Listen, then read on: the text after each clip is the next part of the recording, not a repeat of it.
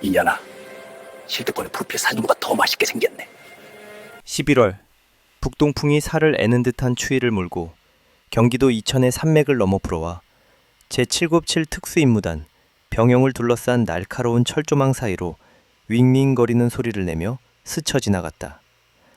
하늘은 잿빛으로 물들어 저 아래 얼룩무늬 군복 속에 몸을 숨긴 작은 인간들을 짓눌러 버릴 듯 무겁게 내려앉아 있었다. 행정구역 여자 화장실 안.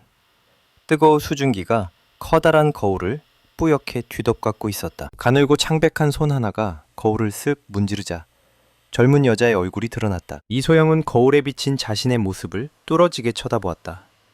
그녀는 이 얼굴이 싫었다. 못생겨서가 아니라 너무나 순진해 보이기 때문이었다. 크고 초롱초롱한 눈망울, 싸구려 피치핑크 립글로스를 발라 앵두처럼 오므린 입술, 그리고 규정대로 단정하게 묶는 대신 느슨하게 풀어헤친 밤색 웨이브 머리. 너는 이소영, 24세. 영천 육군 산사관학교를 중상위 성적으로 졸업. 아버지는 우체국 은퇴 직원, 어머니는 자파점 운영. 성격, 우유부단하고 허영심이 많으며 남자에게 의존하는 것을 좋아함. 그녀는 1000번째로 암기한 위조된 이력서를 중얼거렸다. 사실 거울 앞에 서 있는 사람은 30세의 이소영 중령.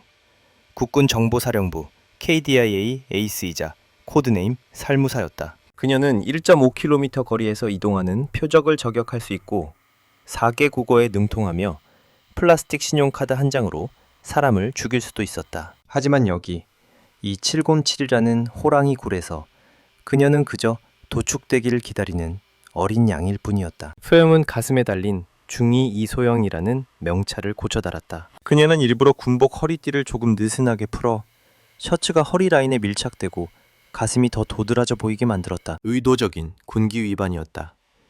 그녀의 임무는 사냥감이 되는 것이었으니까. 그리고 사냥감은 아주 먹음직스러워 보여야 했다. T-A-R-R-R-N-G. 점심시간을 알리는 종소리가 귀를 찢을 듯 울려 퍼졌다. 소영은 깊게 심호흡을 하고 눈을 잠시 감아 눈동자 깊은 곳에 서린 차가운 살기를 감춘 뒤 늘 보여주던 당황스럽고 소심한 표정으로 갈아 끼웠다. 그녀는 화장실을 나섰고 보급받은 하이힐 구두가 차가운 타일 바닥 위에서 또각또각 소리를 냈다. 첨월 7여단의 장교 식당은 마치 난장판이 된 시장 바닥처럼 시끄러웠다. 김치찌개 냄새와 매콤한 제육볶음 냄새가 훈련장에서 막 돌아온 수백 명의 사내들이 풍기는 시큼한 땀 냄새와 뒤섞여 진동했다. 이곳은 테스토스테론의 세계였고 여자는 외계 생명체 취급을 받거나 더 나쁘게는 유흥거리로 여겨지는 곳이었다. 소영이 들어서자마자 굶주린 수십 쌍의 눈동자가 그녀에게로 쏠렸다. 천박한 휘파람 소리와 농담 따먹기식의 웃음소리가 거리낌 없이 터져나왔다. 어이 저기 봐, 군수가의 미스 코리아 납셨네? 와, 저 허리 한 번만 안아보면 죽여주겠는데. 듣자 하니 저 기집애 머리는 텅텅 비었다던데 여기 들어온 것도 뒷구멍이나 몸 로비로 들어왔다더라. 소영은 그 모든 소리를 들었다. 특수요원의 청각은 그 소란스러운 소음 속에서도 그 더러운 말들을 하나하나 걸러낼 수 있게 해주었다. 그녀의 손이 스테인리스 시판을 꽉 쥐었고 손가락 관절이 하얗게 질렸다. 예전 같았으면 4번 테이블에 앉은 저 새놈의 목을 이미 꺾어버렸을 것이다. 하지만 지금은 그저 고개를 푹 숙이고 어깨를 바들바들 떨며 구석에 몰린 작은 짐승처럼 웅크린 채 걸었다. 그녀는 가장 구석진 곳에 있는 빈 테이블을 골라 부디 평화롭게 점심을 먹을 수 있기를 바랐다. 하지만 이 지옥 같은 곳에서 평화란 사치였다. 쾅! 시판 하나가 맞은편 테이블에 거칠게 내던져졌고 김치 국물이 튀어 소영의 깨끗한 군복을 더럽혔다. 그녀는 화들짝 놀라 고개를 들었다. 그녀 앞에 서 있는 건 인사과 부과장 강동철 소령이었다. 그는 마치 북극곰처럼 거대했고 머리는 빡빡 밀었으며 얼굴은 개기름으로 번들거렸고 외꺼풀의 눈은 음탕함으로 가늘게 휘어져 있었다. 강소령은 그녀의 블랙리스트 타깃 넘버 2였다. 젊은 여군들을 골라 성매매 알선 조직에 공급하는 자. 이중이 밥 혼자 먹나? 외롭게? 강동철은 양해를 구하지도 않고 털썩 앉았다. 그는 다리를 쩍 벌려 테이블 아래 공간을 독차지하고는 일부러 무릎이 소영의 허벅지에 닿게 했다. 소영은 황급히 다리를 움츠리며 더듬거렸다. 안녕하세요 강소령님. 저는 빨리 먹고 가보겠습니다. 어딜 그리 급하게 가? 강소령은 누런 담뱃기니를 드러내며 껄껄 웃었다. 그는 테이블 위로 손을 뻗었다. 소금통을 집으려는 게 아니라 소영의 손등을 슬쩍 쓰다듬기 위해서였다. 사포처럼 거친 그의 살까지 닿자 소영은 혐오감에 소름이 돋았다. 오늘 밤 인사과에서 신병기록 검토하느라 야근을 좀 해야겠어. 이중이 한가해 보이던데 저녁 빨시에 내 사무실로 와. 단둘이서만. 그 제안은 누가 들어도 흑심이 가득했다. 식당 안에 모두가 숨을 죽이고 귀를 기울이는 듯했다. 아무도 그녀를 보호하려 나서지 않았다. 그들은 그저 재미있는 구경거리를 기다리고 있었다. 이 어린 양이 어떻게 요리될지 지켜보려는 것이었다. 소영은 아랫입술을 깨물었고 눈에는 그렁그렁 눈물이 고였다. 소령님, 오늘 밤엔 군수창고 당직이 있어서요. 핑계 대지 마. 장소령의 목소리가 갑자기 싸늘해지더니 그가 테이블을 쾅 내려치는 바람에 그녀의 시판이 튀어올랐다. 이건 명령이야.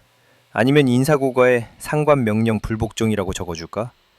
결과가 어떻게 될지는 알 텐데, 수습장교님. 그는 자리에서 일어나 테이블을 돌아오더니 그녀의 귓가에 입을 대고 끈적한 목소리로 속삭였다. 말 잘 들으면 뭐든 다 줄게. 하지만 반항하면 고향의 시체도 온전하게 못 돌아갈 줄 알아? 말을 마친 그는 수백 명이 지켜보는 앞에서 그녀의 엉덩이를 잭! 하고 경쾌한 소리가 나도록 거칠게 치고는 비열하게 웃으며 자리를 떴다. 그의 동조하는 사내들의 웃음소리가 식당 안에 가득 메웠다. 소영은 넋이 나간 듯 앉아 있었다. 수치심으로 뺨이 화끈거렸다. 연기라는 걸 알면서도 육체적인 모욕감은 진짜였다. 마치 수천 마리의 구더기가 피부 밑을 기어다니는 듯한 혐오감이 온몸으로 퍼져나갔다. 토하고 싶었다. 하지만 토해서는 안 된다. 그녀는 냅킨으로 옷에 묻은 국물 자국을 닦아내고 목구멍으로 치밀어 오르는 울분을 삼키며 밥을 떠넣었다. 메마른 밥알들이 쓴맛이 나는 목구멍을 타고 넘어갔다. 먹어 이소영. 에너지가 필요해. 살아서 놈들이 네 발 아래 무릎 꿇는 날을 봐야지. 식당을 빠져나온 소영은 숙소 쪽으로 향했다. 하지만 오늘의 시련은 거기서 끝이 아니었다. 적은 성욕에 굶주린 사내들뿐만이 아니었다. 권력에 굶주리고 질투심에 불타는 여자들도 있었다. 처공 7부대에서 여군은 매우 드물었다. 이곳에서 살아남은 이들은 진짜 강철장미이거나 생존을 위해 악마에게 영혼을 판 자들이었다. 한미소 대미는 후자에 속했다. 한미소 35세 여군 특임대 팀장. 그녀는 보디빌더처럼 우람한 체격에 고생에 찌든 얼굴, 그리고 눈빛엔 항상 도끼가 서려 있었다. 그녀는 첫눈에 소영을 싫어했다. 그녀는 소영의 그 연약해 보이는 아름다움이 싫었고 사내들이 소영을 탐내는 그 시선이 싫었다. 자신이 청춘을 군대 바쳤음에도 단 한 번도 받아보지 못한 것이었기에. 소영이 휴게실에 들어서자마자 문 쪽에서 더러운 물 한 양동이가 그녀에게 쏟아졌다. 캬! 소영은 비명을 지르며 머리부터 발끝까지 흠뻑 젖었다. 역겨운 걸레밥 물냄새가 코를 찌를 듯 올라왔다. 깔깔거리는 웃음소리. 한미소가 빈 양동이를 든 채 두 명의 여군 하사관 부하들과 함께 서서 의기양양한 표정을 짓고 있었다. 어머나, 미안해서 어쩌나 이중이. 손이 미끄러졌네. 근데 넌 눈을 어디다 두고 다니니? 발뒤꿈치에 달렸어? 소영은 얼굴에 물을 닦아냈다. 화장이 번져 몰골이 처참했다. 그녀는 몸을 떨며 말했다. 한대희님, 일부러 그러셔. 일부러 그랬으면 뭐? 한미소가 다가와 소영의 젖은 멱살을 잡고 거칠게 끌어당겼다. 네가 뭐라도 되는 줄 알아? 여기 관상용으로 들어왔어? 오늘 아침에 보니까 5km 뛰면서 죽어가는 개처럼 헐떡거리더만.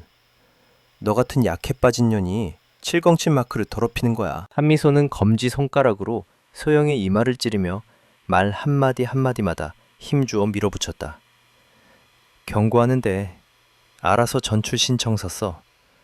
내가 정글의 법칙대로 교육하게 만들지 말고 여기선 내가 곧 법이야. 소영은 뒷걸음질치다 의자 다리에 걸려 바닥에 벌러덩 넘어졌다. 그녀는 얼굴을 감싸주고 흑흑거리며 울었다.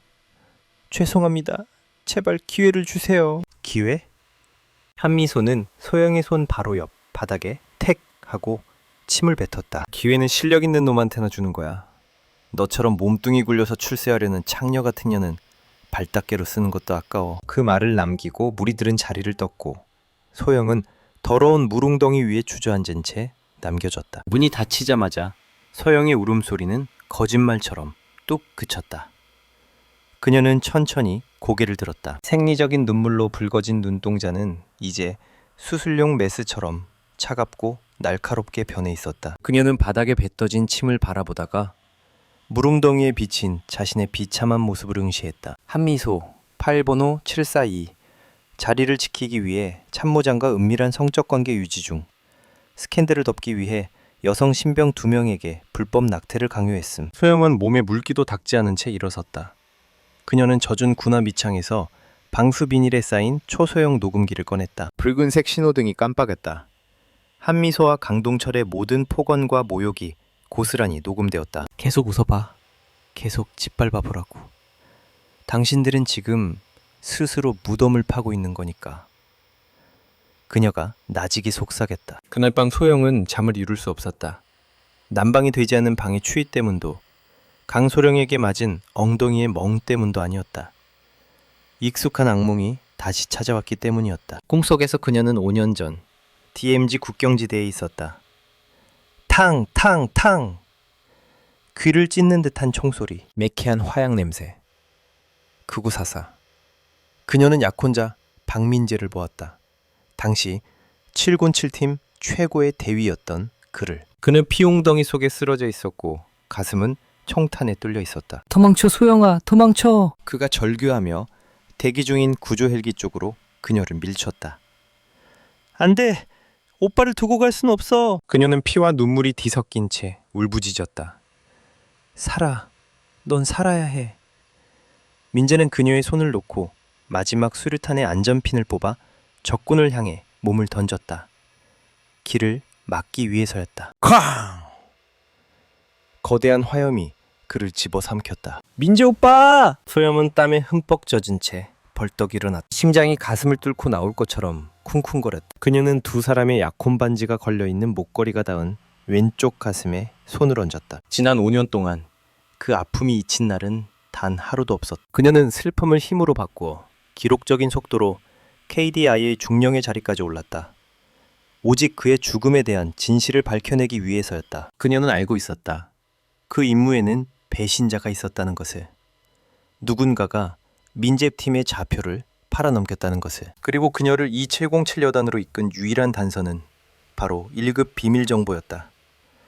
당시의 배신자가 현재 이곳의 고위 장교이며 그가 거대한 지하 조직을 운영하고 있다는 것. 소영은 침대 및 비밀 서랍을 열어 낡은 사진 한 장을 꺼냈다. 사진 속에서 그녀와 민재는 벚꽃 아래 환하게 웃고 있었다. 그 시절의 민재는 순하고 따뜻했고 눈이 안 보일 정도로 눈웃음을 짓고 있었다. 내가 찾아낼게, 민재 오빠.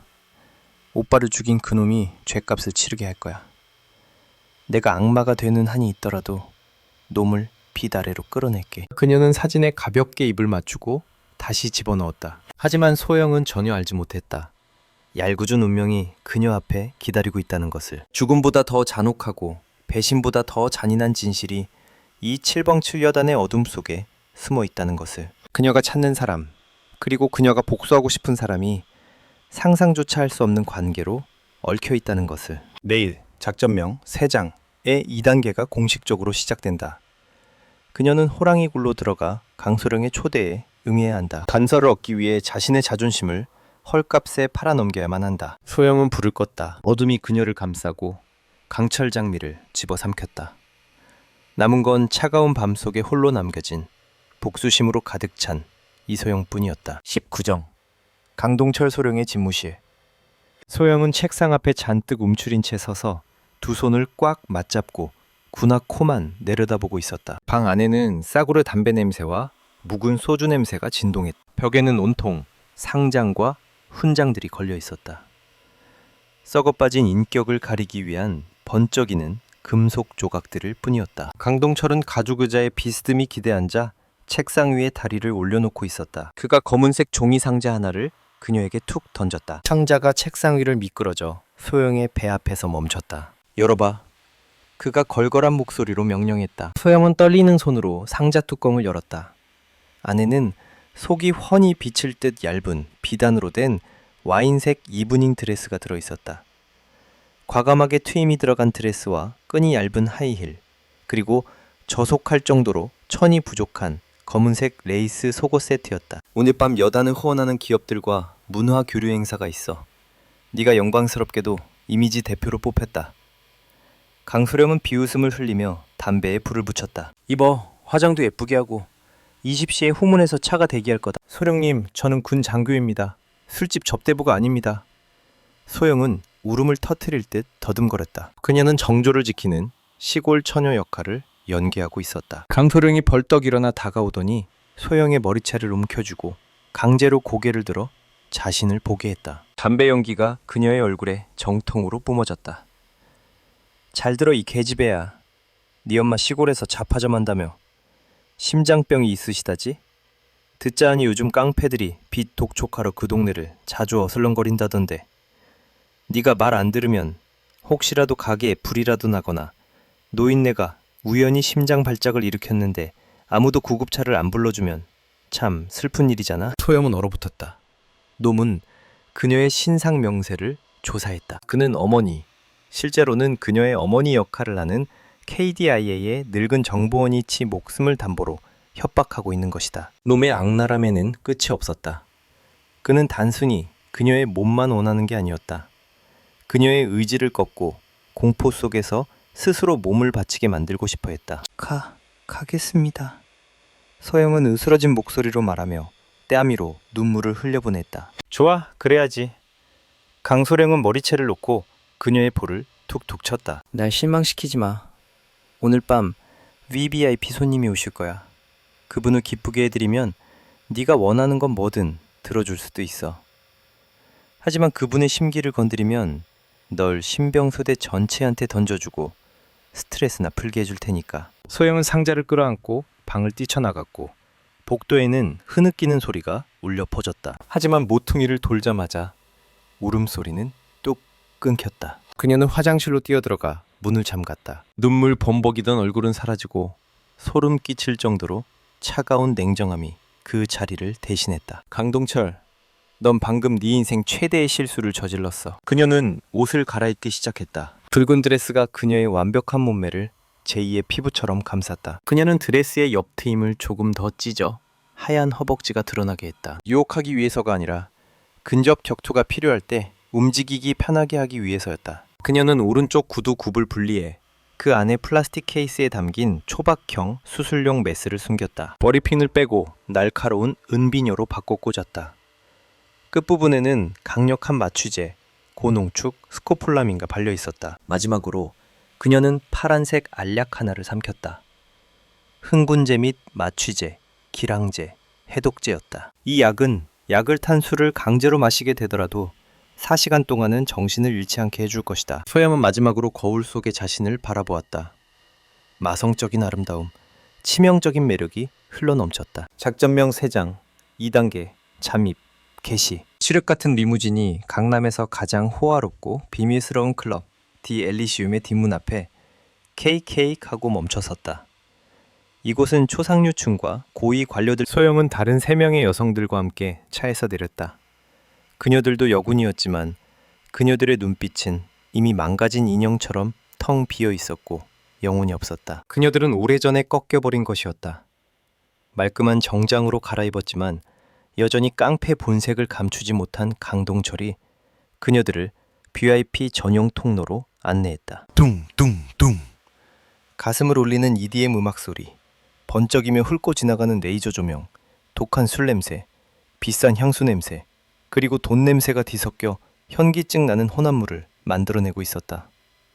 그들은 지하 2층 금지 구역으로 안내되었다. 육중한 오크나무 문이 열렸다.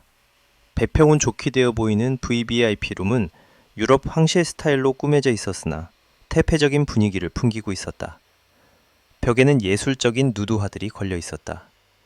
방 한가운데에는 산해진미와 양주가 가득 차려진 긴 테이블이 놓여 있었다.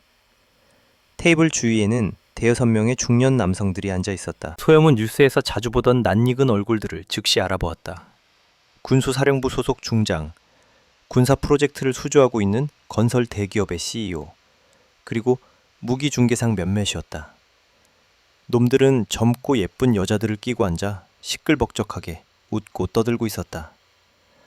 옷매무새는 흐트러져 있었고 술상 위에서 대놓고 몸을 더듬는 추잡한 짓을 벌이고 있었다. 오, 강소령 왔구만. 배불뚝이 CEO가 환호성을 질렀다. 신상은 어디 보자. 강동철은 마치 시장 좌판에 물건을 진열하듯 소영과 세 여자를 앞으로 떠밀었다. 의원님들께 소개합니다. 이번 707 부대의 특산품들입니다.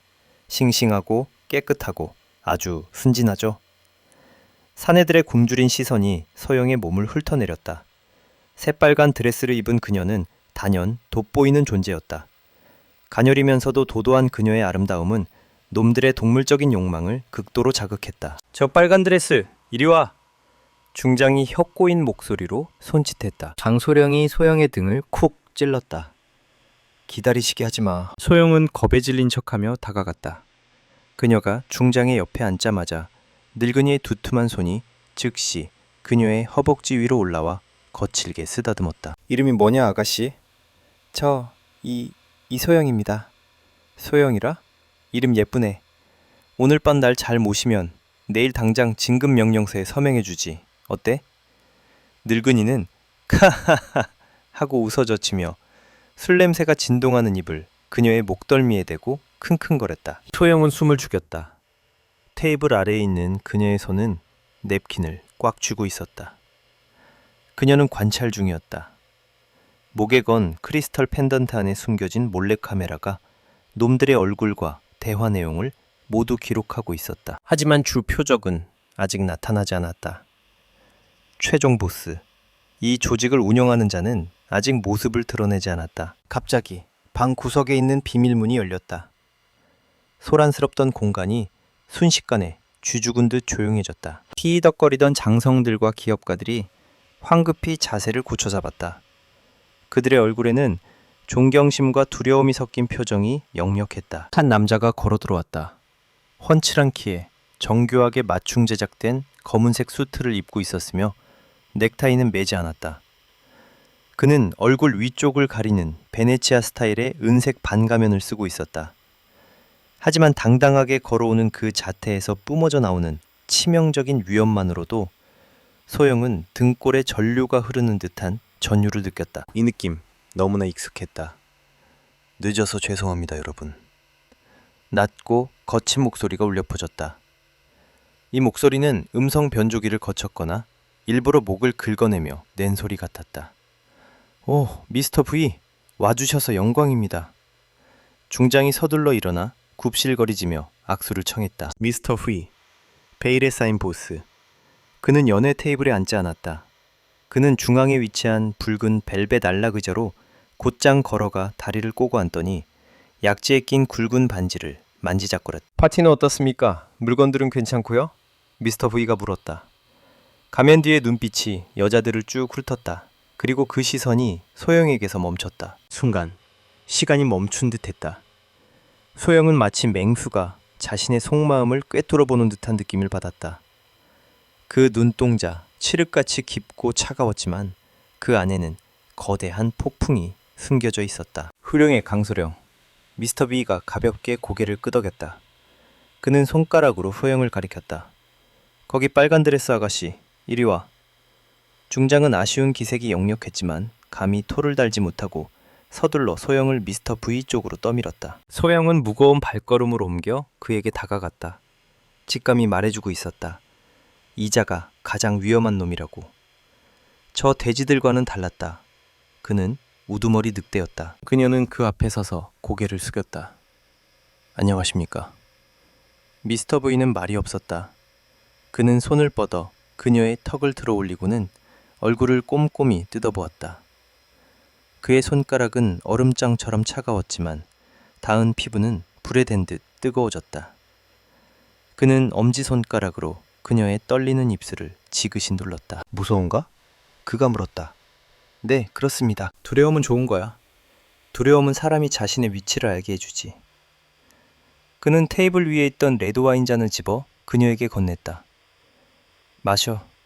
이 잔을 다 비우면 집에 보내주지. 소영은 와인잔을 바라보았다. 피처럼 찰랑거리는 붉은 액체. 그녀는 그 안에 약이 들어있음을 확신했다. 그녀가 미리 먹은 해독제보다 훨씬 강력한 약일 것이다. 이것은 함정이었다.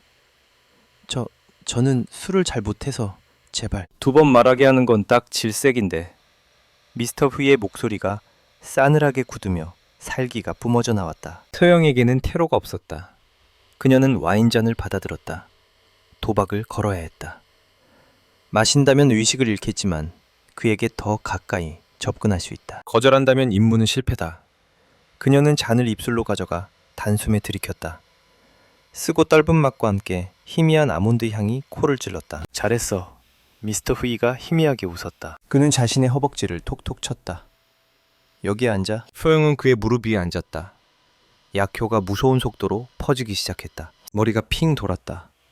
시야가 흐릿해지기 시작했다. 팔다리에 힘이 빠졌다. 그녀는 정신을 차리기 위해 손바닥을 있는 힘껏 꼬집었지만 소용없었다. 미스터 후이가 그녀의 귀에 입을 대고 속삭였다.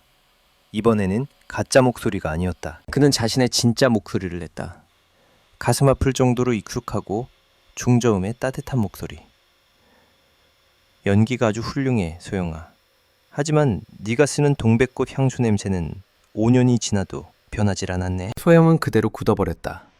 온 세상이 무너져 내리는 것 같았다. 이 목소리, 이 냄새, 샌다로드 향과 화약 냄새가 섞인 이 향기. 그녀는 마지막 남은 힘을 짜내어 손을 뻗어 그의 가면을 거칠게 잡아뜯었다. 가면이 바닥으로 떨어졌다. 탁! 흐릿한 조명 아래 남자의 얼굴이 드러났다. 여전한 그 눈동자, 여전히 곧게 뻗은 콧날, 여전히 얇고 매정한 입술. 다른 점이 있다면 관자놀이에서 왼쪽 뺨까지 길게 뻗은 흉터가 추가되어 잘생긴 얼굴이 더 험악하고 거칠어 보인다는 것뿐이었다. 박민재, 그녀의 죽은 약혼자. 그녀가 5년 동안 숭배해온 영웅. 그가 지금 여기에 있다. 멀쩡히 살아서. 그녀를 품에 안고서. 그리고 그가 미스터 V였다. 군대 내 최대 규모의 성매매 및 무기 밀매 조직의 보스. 민재 오빠! 소영이 헐떡이며 불렀다. 눈물이 걷잡을 수 없이 쏟아져 나왔다. 정신적인 충격은 마취제의 효과보다 더 강력했다. 심장이 누군가에게 으깨지는 듯했다. 민재는 그녀를 바라보았다. 조금의 죄책감도 조금의 사랑도 없었다. 오직 악마에게 영혼을 판 자의 냉혹함과 잔인함만이 있을 뿐이었다. 진짜 지옥에 온 걸 환영한다, 내 약혼녀. 그가 손을 놓았다. 소영은 차가운 바닥으로 쓰러졌고 의식은 서서히 어둠 속으로 잠겼다. 그녀가 마지막으로 본 것은 민재의 비릿한 미소와 시체를 본 독수리 떼처럼 달려드는 주위 사내들의 탐욕스러운 눈빛이었다. 이 여자 내 개인실로 옮겨. 오늘 밤 내가 직접 옛 추억을 좀 되살려봐야겠어. 민재가 차갑게 명령했다. 어둠이 소영을 집어삼켰다. 그녀는 자유뿐만 아니라 삶의 이유마저 잃어버렸다. 소영은 추위 때문에 더 이상 졸리지 않았다. 대신 고통스러울 정도로 예리한 각성이 찾아왔다. 박민재는 침대에서 2m 정도 떨어진 안락 의자에 앉아 있었다. 자켓은 벗어던지고 검은색 셔츠에 단추 2개를 푼 채 손에 든 와인잔을 여유롭게 흔들고 있었다. 그는 마치 박제 컬렉션 중 가장 희귀한 나비를 감상하는 수집가처럼 그녀를 바라보았다. 예상보다 빨리 깼네. 민재가 탁한 목소리로 말했다. 러시아산 A급 약물은 보통 최소 6시간은 재우는데 말이야. KDIA에서 약물 저항 훈련을 아주 잘 받았나 봐. 옛날보다 훨씬 유능해졌어, 소영아. 왜? 소영은 갈라진 목소리로 물었다. 그녀는 발버둥 치지 않았다. 지금 발버둥 치는 건 소용없다는 걸 알았기에. 그녀는 대답이 필요. 민재가 웃음을 터뜨렸다. 겨울밤 마른 나뭇가지가 부러지는 듯한 건조한 웃음소리였다. 그가 자리에서 일어나 천천히 침대 쪽으로 걸어왔다. 왜냐고 물었어? 옛날 이야기 하나 해줄게.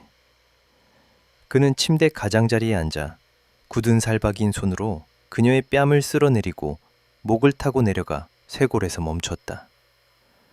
소영은 몸서리치며 고개를 돌려 피하려 했지만 피할 수 없었다. 5년 전 국경에서. 우리 팀이 실수로 매복에 걸린 줄 알았지? 아니야. 위에서 내려온 명령이었어. 삼성 장군놈 하나가 반군한테 무기 팔아먹은 걸 덮으려고 사고가 필요했던 거야. 그리고 우리 707팀이 완벽한 제물이었던 거지. 그의 눈이 어둡게 가라앉더니 붉은 핏발이 섰다. 그 수류탄이 터졌을 때 난 즉사하지 않았어. 절벽 아래로 튕겨나갔지. 다리 2개가 부러지고 얼굴 반쪽이 으깨졌어. 14일 동안 원시림을 기어다녔다. 내가 뭘 먹고 살았는지 알아? 생 뱀고기, 이끼,